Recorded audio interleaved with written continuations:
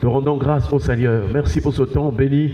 Merci pour la grâce au Père de gloire d'être en ta présence pour t'écouter. Toi qui es le seul vrai Dieu, toi qui es le Dieu vivant, toi qui es la parole.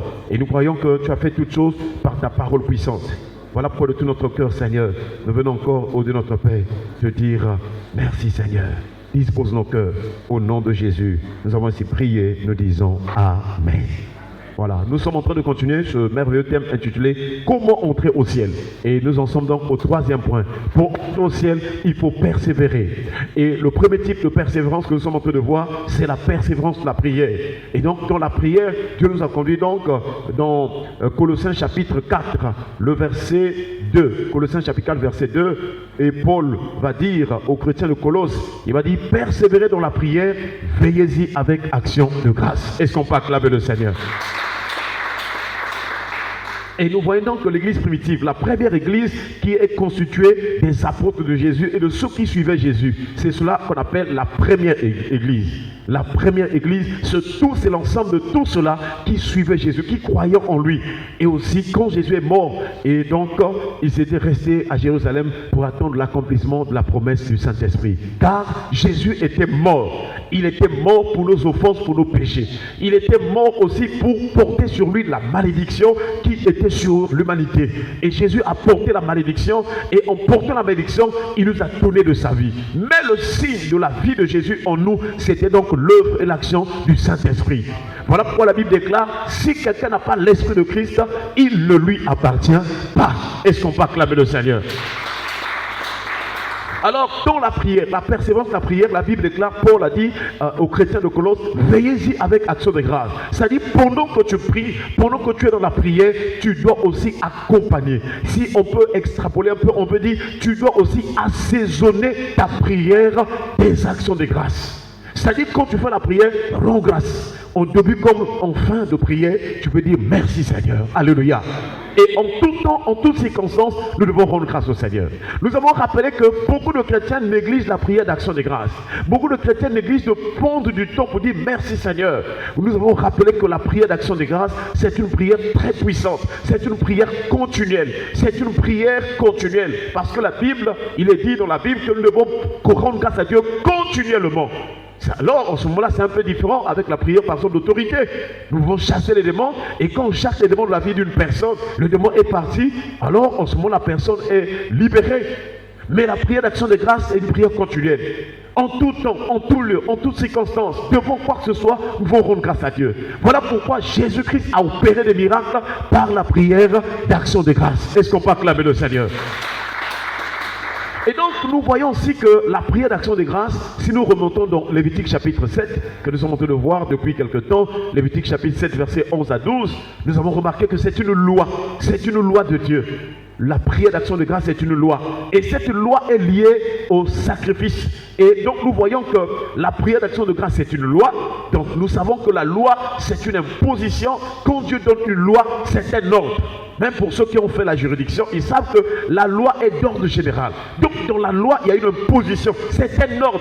Il n'y a pas à discuter. Oh non, moi je ne pouvais pas. C'est vrai que dans la loi, il peut y avoir une petite exception. Oui, mais quand on dit la loi, ça veut dire que la loi, c'est ça qui domine sur tout le monde. Et quand vous marchez sur les rues, vous allez voir que même dans les véhicules des gens de la sécurité, quelquefois on écrit la loi et la force. Alléluia. Donc tu dois obéir à la loi. Pour que les gens soient en ordre, pour que les gens vivent paisiblement, il faut obéir à la loi. Et donc Dieu aussi c'est la même chose. Alors si tu comprends cela, tu dois savoir qu'en tant qu'enfant de Dieu, Dieu a donné une loi, nous devons lui rendre grâce. Lorsqu'on n'obéit pas à la loi, on appelle ça transgresser la loi. Ce n'est pas, c'est comme ça, c'est une rébellion contre la loi. Transgresser veut dire l'action de contrevenir, agir contre. Voilà pourquoi, même en ce qui concerne les pouvoirs de l'État, il y a un pouvoir qu'on appelle un pouvoir juridictionnel. C'est là où il faut corriger, il faut arrêter ceux qui ne veulent pas obéir à la loi. Chers frères et sœurs, avec Dieu aussi c'est la même chose. Si tu n'obéis pas à la loi de Dieu, peut-être on ne va pas t'arrêter physiquement pour te mettre en prison, mais il y aura une sentence, il y aura un jugement, excusez-moi. Alléluia.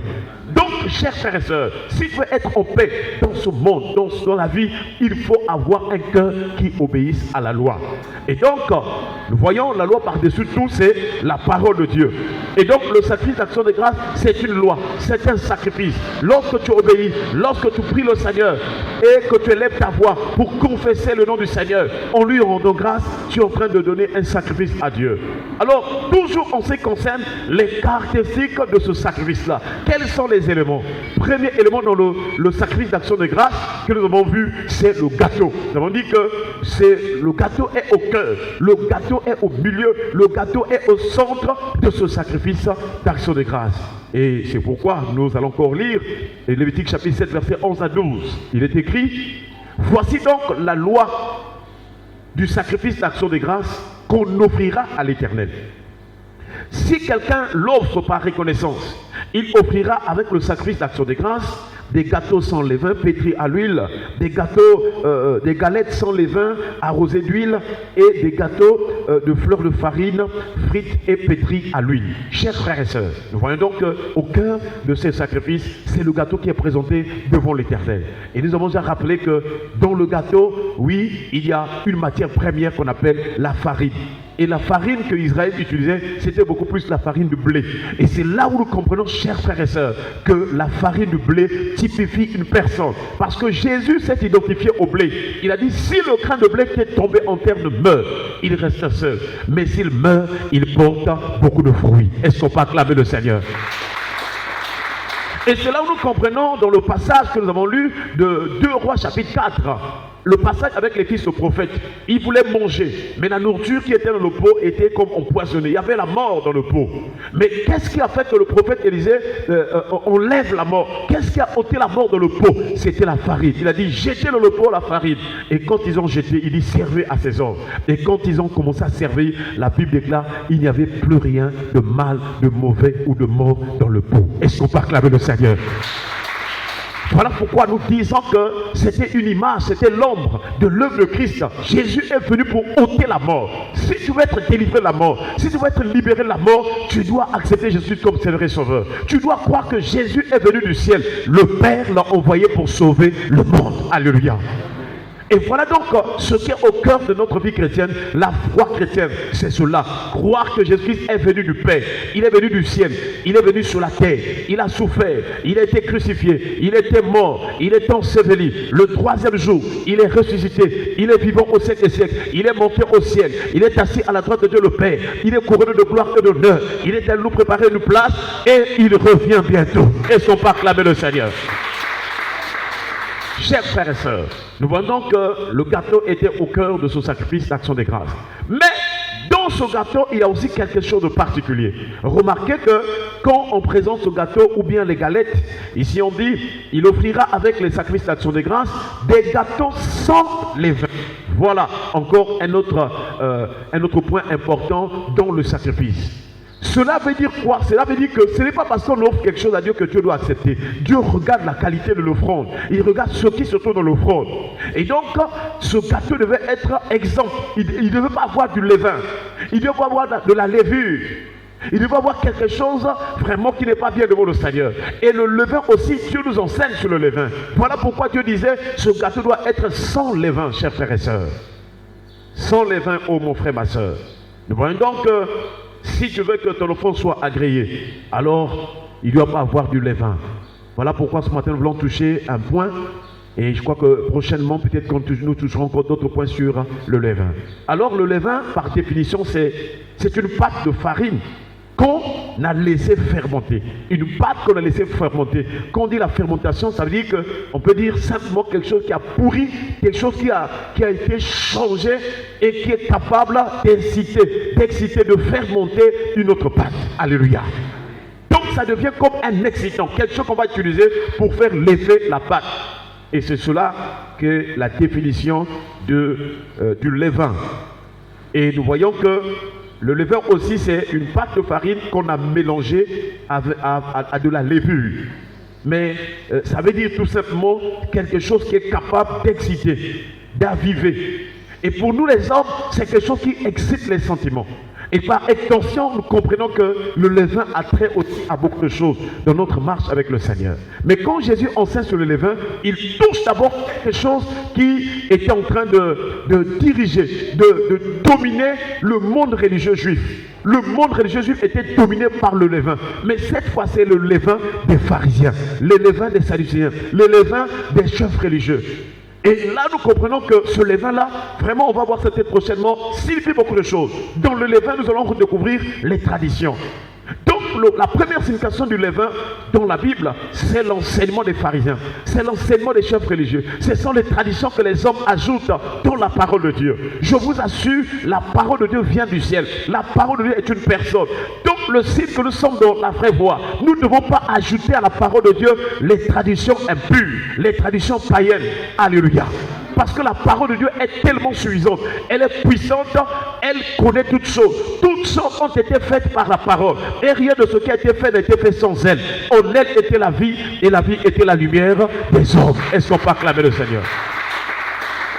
Tu dois accepter la parole comme Dieu te l'enseigne. N'ajoute pas quelque chose. Ne retranche pas ces questions de la parole de Dieu. Si tu veux être dans le sacrifice d'action de grâce qui soit agréable au Seigneur, tu ne dois pas en ajouter. Tu dois faire seulement que ce que Dieu a commandé et dit. Malheureusement pour les chefs religieux juifs, ils ont commencé à ajouter des choses par rapport à leur raisonnement. Beaucoup de gens veulent aider Dieu. Beaucoup de gens veulent ajouter des choses maintenant, mais Dieu va seulement comprendre. Il va comprendre que nous aussi, non, on n'ajoute rien, chers frères et sœurs. Parce que la parole de Dieu, c'est un mystère. Quand Dieu dit quelque chose, même si tu ne comprends pas encore, même si tu ne vois pas encore le miracle, j'aimerais te dire que la puissance de Dieu est dans sa parole. Alléluia. Et tu dois en faire confiance. Tu dois faire confiance à la parole de Dieu. Car cette parole a tout créé. Imaginez-vous, la parole de Dieu a créé les cieux et la terre et toute leur armée. Alors qu'est-ce que la parole ne peut pas faire dans ta vie? Qu'est-ce que la parole ne peut pas donner dans ta vie? Qu'est-ce qui peut empêcher la parole de faire des miracles dans ta vie? Si cette parole a créé les cieux et la terre et tout ce que nous voyons, qu'est-ce qui peut faire que la parole ne puisse pas vraiment accomplir des grandes choses? La parole est capable de chasser les démons. La parole est capable d'opérer des miracles dans ta vie. Alléluia. Dans cette parole, il y a tous les trésors de la sagesse, de la connaissance. Même si tu étais né dans une famille où les gens sont bêtes, personne n'a étudié, dès que tu vas connaître la parole va te donner l'intelligence. La parole restaure l'âme.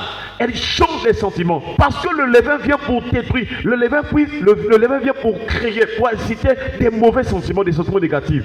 Et c'est lorsque nous revenons à la parole de Dieu, chers frères et sœurs, la parole de Dieu nous donne d'avoir les bons sentiments. Elle juge les pensées et les sentiments du cœur. Une personne qui a la parole ne va pas agir n'importe comment.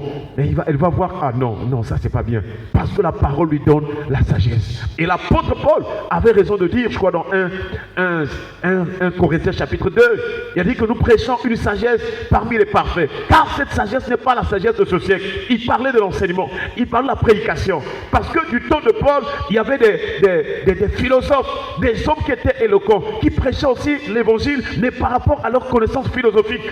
Mais ils étaient convaincants, ces hommes-là. Mais il n'y avait pas de vie dans leur enseignement, c'était du levain. Alléluia. Je vous assure, ce n'est pas toute prédication qui peut donner la vie. Il y a des prédications que tu écoutes, ça convainc, mais il n'y a pas de vie. Or, la véritable parole de Dieu, dans la véritable parole de Dieu, il y a l'esprit, il y a la vie. Et c'est pourquoi, dans Jean chapitre 6, verset 63, il a dit que Jésus a dit, la chair ne sert à rien. Ce qui compte, c'est l'esprit. Et il dit, les paroles que je vous ai dites sont esprit et vie. Que ce matin, la parole de Dieu te donne l'esprit de Dieu et la vie au nom de Jésus. Quand tu écoutes une prédication, cherche à recevoir la vie. Si tu es devant un orateur, un prédicateur, excusez-moi, tu es devant un prédicateur, il prêche. Mais s'il n'a pas la vie, si ce qu'il donne ne cadre pas avec Jésus à prêcher, s'il est là sur les habits, il prêche sur les habits, il prêche sur sa femme, il prêche sur ses enfants, il prêche sur ses voyages, il prêche sur les fables. Parce qu'il y a des églises, il y a des milieux où on prêche les fables. Des histoires qui n'ont pas de fondement. On ne sait pas si ça existait ou pas. Ça n'a rien à voir avec Christ. Mais on prend des images, des paraboles qui ne sont pas de la Bible, des fables, des histoires sans fondement. Et ils viennent pour donner une leçon. On sait qu'on sait la parole. Non. La Bible a toutes choses pour convaincre, corriger et instruire dans la justice. Est-ce qu'on peut acclamer le Seigneur? Nous allons donc terminer par ce passage. Nous sommes dans Matthieu chapitre 16, verset 12. Jésus parlait du levain aux disciples, mais les disciples pensaient que c'était le levain du pain. Non, chers frères et sœurs. Le pain que nous mangeons aussi, dans sa levure, il y a le levain, mais ici, Jésus parle de l'enseignement. Matthieu chapitre 16, verset 12, il est écrit. Alors, il comprit que ce n'était pas du levain, du pain qu'il avait dit de se garder, mais de l'enseignement des pharisiens et des sadducéens. Donc, Dieu nous met en garde. Attention, n'écoutez pas n'importe quelle prédication, n'écoutez pas n'importe quel enseignement. Si vous tombez sur l'enseignement des pharisiens, cet enseignement va vous égarer. Au lieu d'aller au ciel, votre âme sera en route vers la perdition ou en enfer. Voilà pourquoi tu dois vraiment prier le Seigneur pour que tu rencontres la bonne parole, la pure parole, la parole vraiment saine, afin que ton âme soit en route vers le ciel. Parce que cette parole, chers frères et sœurs, c'est la seule qui nous conduit au vrai du Père. Alléluia. Que Dieu nous donne d'aspirer, d'aimer, de se réjouir de la bonne parole et de sélectionner vraiment pour avoir la parole qui soit agréable aux yeux de Dieu, la parole pure, la parole qui nous communique la vie. Que Dieu nous aide aussi à lire, à méditer la parole de Dieu pour en avoir la connaissance. Que Dieu nous donne par son Esprit Saint la connaissance, l'esprit de révélation dans sa connaissance. Et que tous les jours de notre vie, que nous soyons des hommes et des femmes vraiment affermis dans la parole. Amen. Baissons les têtes dans la prière. Nous allons remercier le Seigneur pour sa parole. Élevons-nous à prier le Seigneur au nom de Jésus. Dieu notre Père, nous te rendons